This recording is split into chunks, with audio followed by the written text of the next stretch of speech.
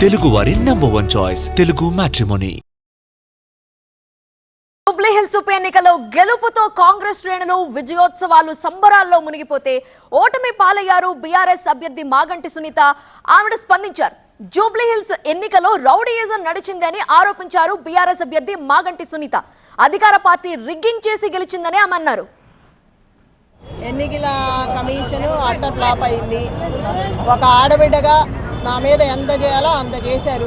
ప్రజాస్వామ్యంలో అప్రజాస్వామికంగా జరిగిన ఈ ఎన్నికలు, రౌడీయిజంతో జరిగిన ఎన్నికలు ఇవి. ప్రజలందరూ నాకు చాలా వరకు సపోర్ట్ చేశారు. వాళ్ళందరికీ నా ధన్యవాదాలు. ఈ ప్రజాస్వామ్యంలో ఈ అప్రజాస్వామికంగా జరిగిన ఈ ఎన్నికలు దాని గురించి మనం అనుకోవాల్సిన అవసరం లేదు. మొన్న జరిగిన 11వ తారీఖు అందరూ చూశారు. ప్రతి ఒక్కళ్ళు ఏం జరిగిందో అందరికీ తెలిసి చెప్పాల్సిన అవసరం లేదు.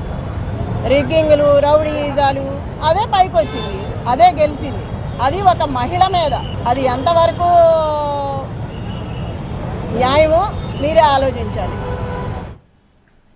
కాంగ్రెస్ పార్టీ అభ్యర్థి అడ్డదారుల్లో గెలిచారని ఆరోపించారు మాగంటి సునీత.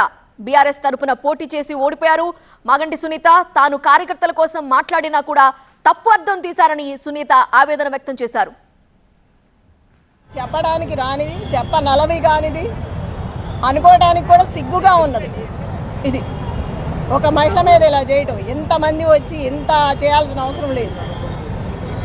ఇంతకుముందు లాస్ట్ ఎలక్షన్ ఎలా జరిగింది, ఈ బై ఎలక్షన్ ఎలా జరిగింది, అన్ని చోట్ల జరిగిన బై ఎలక్షన్స్ ఎలా జరిగినాయి, ఒక రౌడీ రాజ్యంతో జరిగింది. ఇది మీరు అందరు చూశారుగా, ఇంకా చెప్పాల్సిన పనే ఉంది. ఈ రౌడీయిజం చూస్తున్నారు కదా, 3 months నుంచి 4 months నుంచి చూస్తూనే ఉన్నారు. మాట్లాడితే అమ్మాయి మాట్లాడింది అంటారు, నవ్వితే నవ్వింది అంటారు, గట్టిగా మాట్లాడితే ఇవాళ ఎందుకు గట్టిగా మాట్లాడింది అంటారు. మనం రౌడీయిజం మాత్రం రోజు చేయొచ్చు. ఒక కార్యకర్తకి అండగా ఉండాలి కదా.